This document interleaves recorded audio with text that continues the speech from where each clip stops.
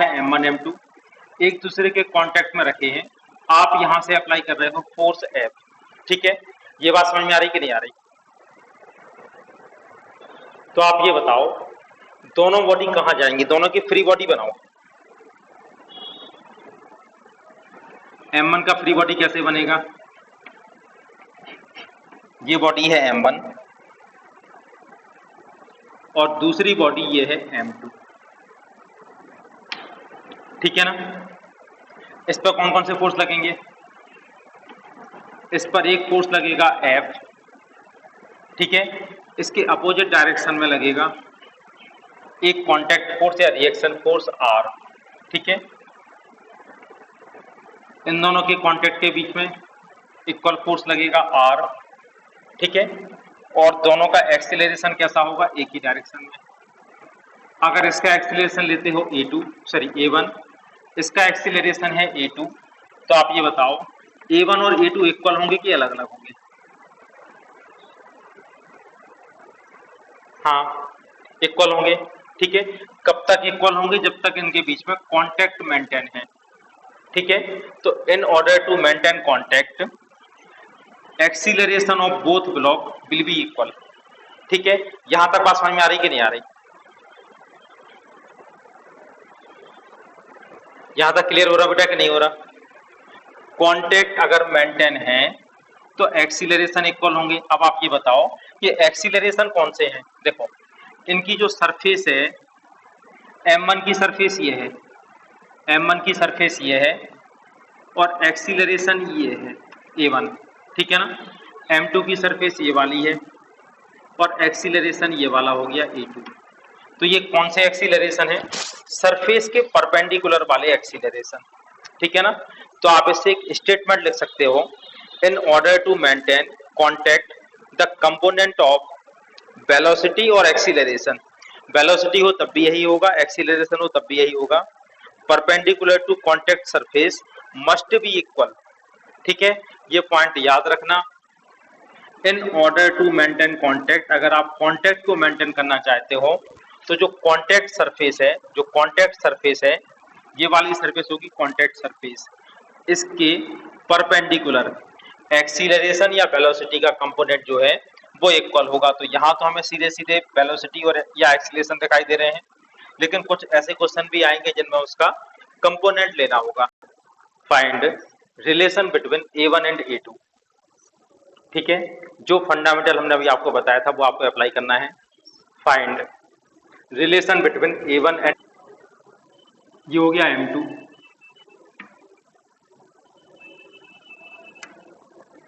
ये एंगल हो गया थीटा, ठीक है। और M1 कैसे बनाएंगे? इस तरह से,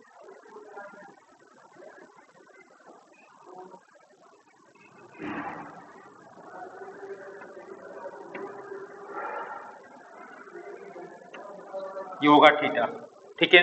बात समझ में आ रही बेटा इतना? अब आप देखो A2 कौन सी वैल्यू आपको गिवन है? A2 दी है ये वाली वैल्यू,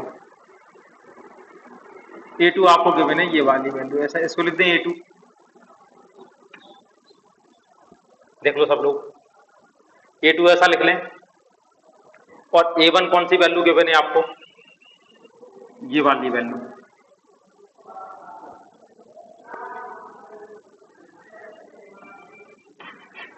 देखो A1 और A2 क्लियर है कि नहीं ये बताओ?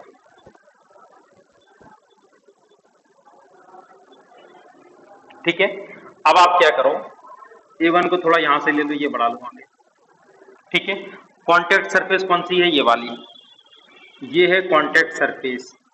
अब आपको बताए थे in order to maintain contact, ठीक है, कंपोनेंट ऑफ एक्सीलरेशन और velocity perpendicular to contact surface must be equal.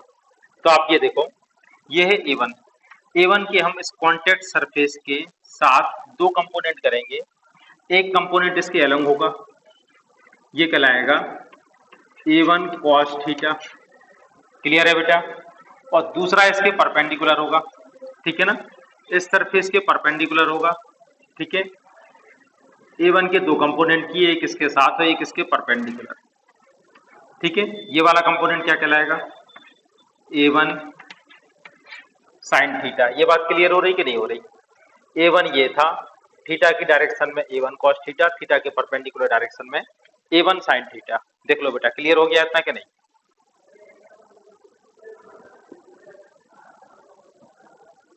ठीक है, एकदम क्लियर है। ऐसे ही हमें कंपोनेंट करने हैं A2 के। देखो बहुत ध्यान से समझना, ये वाला एंगल था थीटा, ये वाला हो जाएगा 90, ये वाला एंगल होगा 90 माइनस थीटा। A2 के कंपोनेंट करो, एक इसकी डायरेक्शन में, ये वाला, इसको आप क्या बोलोगे? A2 cos 90 माइनस थीटा, इसको क्या बोलेंगे हम लोग? A2 cos 90 minus theta. और 90 माइनस थीटा क्या हो जाएगा? cos 90 माइनस थीटा हो जाएगा साइन थीटा। तो ये वाला कंपोनेंट हो जाएगा A2 साइन थीटा, और इसके परपेंडिकुलर वाला कंपोनेंट, ठीक है ना, इसके परपेंडिकुलर वाला कंपोनेंट ये वाला, ये हो जाएगा A2 साइन 90 माइनस थीटा, यानी ये होगा कॉस थीटा। ठीक है, अब आप देखो, in order to maintain contact, आप इन दोनों सरफेस के बीच में कांटेक्ट मेंटेन करना चाहते हो, तो कौन कौन से कंपोनेंट? एक्सीलरेशन A2 का इस सरफेस के परपेंडिकुलर कंपोनेंट क्या हो गया? A2 cos theta. देखो ये वाला कंपोनेंट क्या कहलाएगा? A2 cos theta. और इसका देखो, इस सरफेस के परपेंडिकुलर कंपोनेंट क्या कहलाएगा? A1 sin theta. यहां लिखते हैं, ये वाला कहलाएगा A1 sin थीटा। ये दोनों कंपोनेंट इक्वल होना चाहिए, ठीक है ना? तो कौन कौन से इक्वल होंगे? A2 cos theta equal to A1 sin theta. ये दोनों में रिलेशन आ गया, ठीक है। In order to maintain contact, component of acceleration और velocity perpendicular to the contact surface must be equal. ठीक है, कांटेक्ट सरफेस के परपेंडिकुलर एक्सीलरेशन या वेलोसिटी या उसका कंपोनेंट, ठीक है, इनको हमेशा इक्वल होना चाहिए। तो इसको देखते हैं। देखो सबसे पहले हम देखते हैं M1 M2 के बीच में कांटेक्ट सरफेस कौन सी दिखाई दे रही है? ये वाली, ठीक है ना। और A1 की डायरेक्शन कैसी है? ये हो गया A1, ठीक है। अब आप यहां से देखो A2 कहां पर अप्लाई हो रहा है? ठीक है, A2 एक्चुअल में यहां पर इस तरह से हो रहा है, ये वाला ब्लॉक नीचे जाएगा A2 से, ठीक है ना। इस ब्लॉक का एक्सीलरेशन नीचे की ओर होगा A2। तो आप क्या किया करो, उसे से किया करो कि इसको इस सरफेस पे लगाते हैं, ठीक है ना। A2 जो है तो यहां से आपको आसानी से देखेगा एंगल, A2 को आप यहां पर अप्लाई कर लो। आप A2 को इस सरफेस के ऐसे इस तरह से लगा दो A2, ये हो गया A2।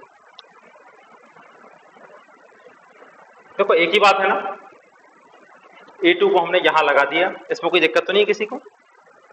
हाँ, अब आप यहां से देखो, ये वाला एंगल भी थीटा हो जाएगा, ठीक है।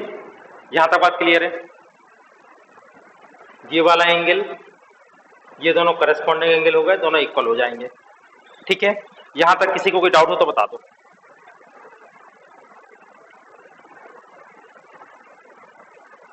अब आप इसमें देखो, ये इसकी कांटेक्ट सरफेस हो गई, ठीक है ना। अब हम करते हैं इसमें, सॉरी, A1 A2 की कांटेक्ट सरफेस ये वाली है। अब आप A2 पे करो दो कंपोनेंट, ठीक है ना। ये हो गया A2, ठीक है। A2 के करने हैं दो कंपोनेंट, तो आप ये देखो, ये वाला एंगल थीटा है तो ये वाला भी थीटा होगा, और ये कंपोनेंट हो जाएगा A2 cos थीटा, ठीक है। और दूसरा कंपोनेंट कैसा होगा? इसके परपेंडिकुलर A2 sin थीटा। देख लो, ठीक है। ये बात समझ में आ रही कि नहीं आ रही?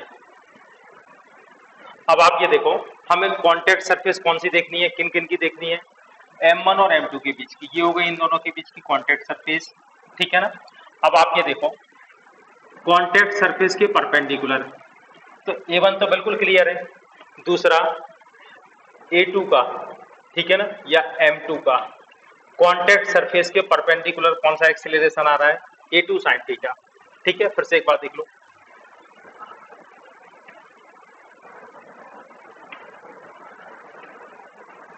कुछ इस तरह से, ठीक है ना, एक कंपोनेंट आ गया A1 और दूसरा कंपोनेंट आया इस तरफ A2 साइन थीटा।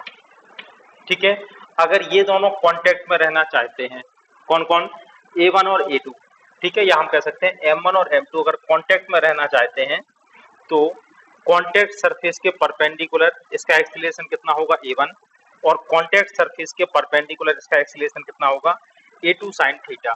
ठीक है, तो A1 इक्वल टू क्या आ जाएगा, A2 साइन थीटा। ठीक है, ये इसका आंसर होगा। ये बात, find value of acceleration A1 and A2। ठीक है, A1 और A2 की वैल्यू फाइंड करनी है, तो आप इसमें इसका फ्री बॉडी डायग्राम बनाओ, पहले A1 A2 में रिलेशन निकालो, उसके बाद पूरा सॉल्व करके वैल्यू भी फाइंड कैपिटल M। ठीक है, पहले हम बात करते हैं ऊपर वाली बॉडी की। ठीक है, इसका एक्सीलरेशन कितना दिया A1, ऐसा बना लें, इसका एक्सीलरेशन गिवन है A1। ठीक है, लेकिन हमें कौन सा एक्सीलरेशन फाइंड करना है, कॉन्टैक्ट सरफेस के परपेंडिकुलर। ठीक है ना, ये वाला एंगल थीटा है, तो थोड़ी देर के लिए आप ये बताओ, ये वाला एंगल थीटा है तो ये वाला एंगल भी हो जाएगा थीटा। इतनी बात समझ में आ रही कि नहीं आ रही, ठीक है ना, ये वाला एंगल भी हो जाएगा थीटा।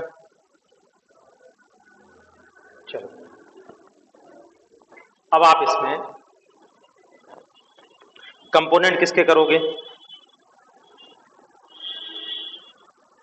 देखो एक्चुअल में हमें कॉन्टैक्ट सरफेस के परपेंडिकुलर चाहिए, तो सबसे पहले हम कॉन्टैक्ट सरफेस का परपेंडिकुलर ड्रॉ कर लें। ठीक है, कॉन्टैक्ट सरफेस का परपेंडिकुलर ड्रॉ करते हैं, ये है कॉन्टैक्ट सरफेस। ठीक है, कॉन्टैक्ट सरफेस का परपेंडिकुलर कुछ इस टाइप से होगा कि नहीं होगा, ये बताओ। ठीक है ना, कॉन्टैक्ट सरफेस ऐसी है तो इसका परपेंडिकुलर ये कहलाएगा कि नहीं कहलाएगा, ये लाइन। ठीक है ना, तो इस लाइन को आप यहां से करो। ठीक है, ये हो गया कॉन्टैक्ट सरफेस का परपेंडिकुलर, ये दोनों पैरेलल है, पैरेलल बना दिया। ठीक है ना, ये दोनों पैरेलल हैं। ठीक है, तो आप सबसे पहले ये बताओ ये वाला एंगल कितना होगा, देखो ये एंगल थीटा, तो ये 90 माइनस थीटा, तो ये वाला हो जाएगा थीटा। ठीक है, इतनी बात समझ में आ रही कि नहीं आ रही, कि फिर से बताएं इसको,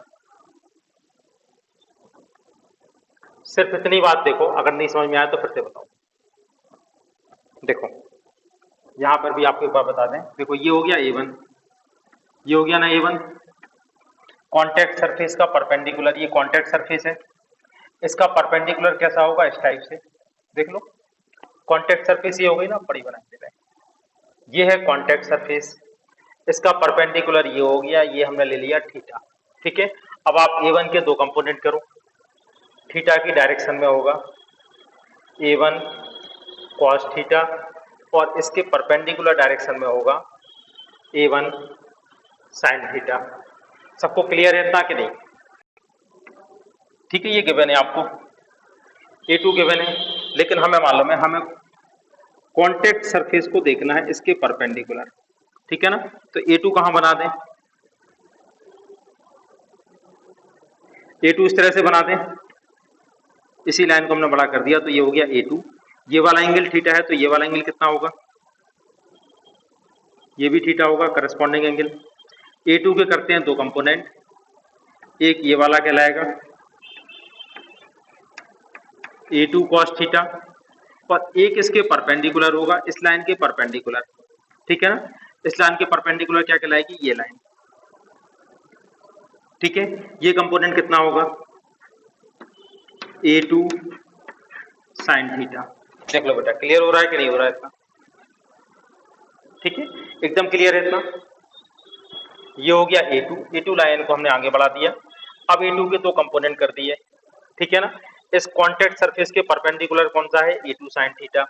ठीक है ना, in order to maintain contact component of acceleration perpendicular to contact surface must be equal.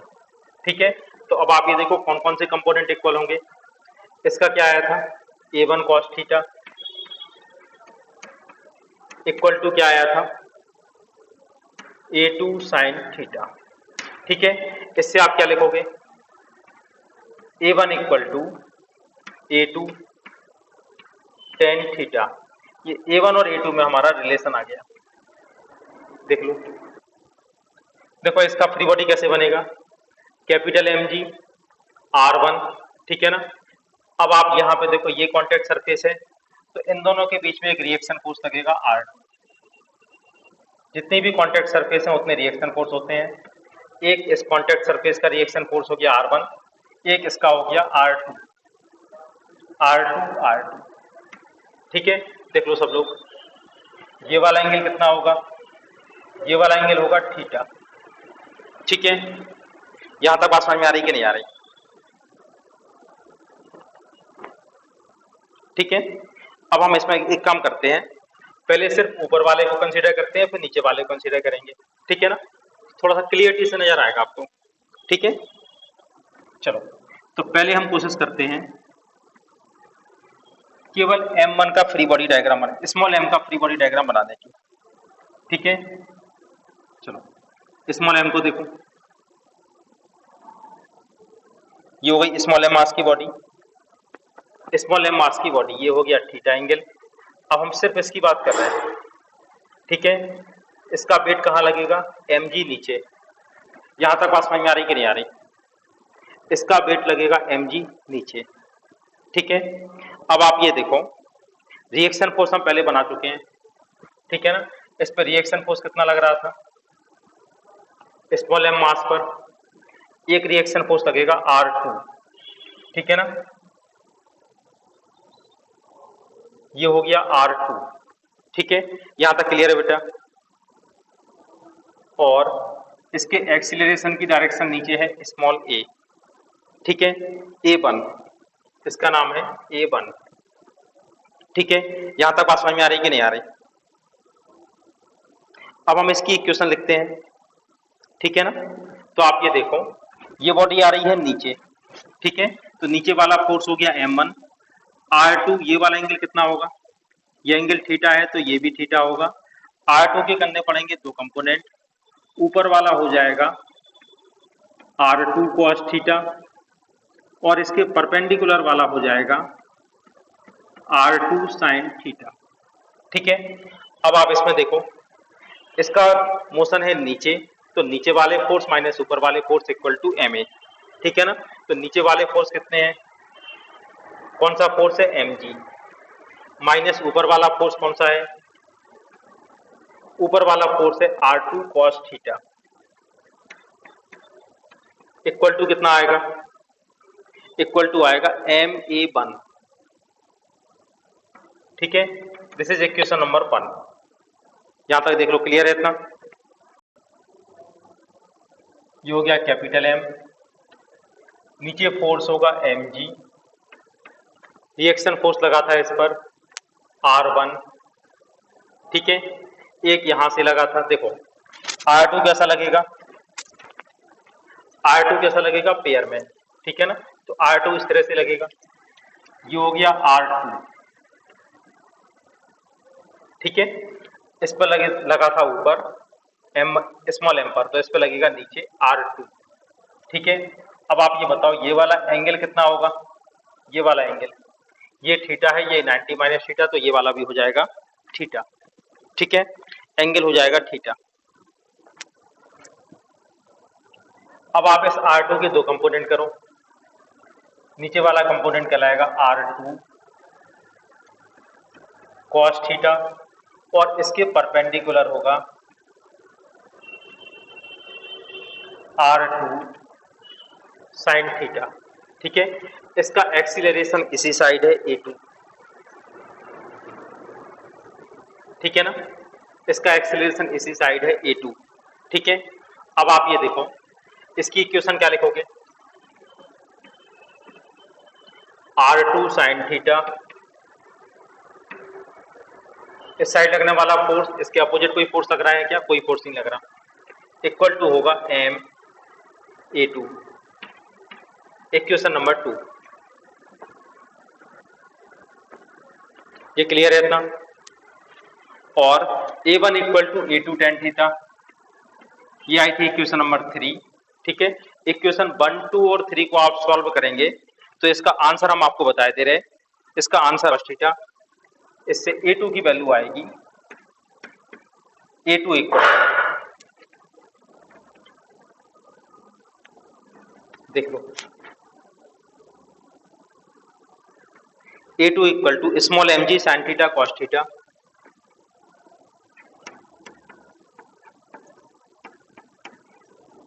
Over capital M cos square theta, capital M cos square theta plus small m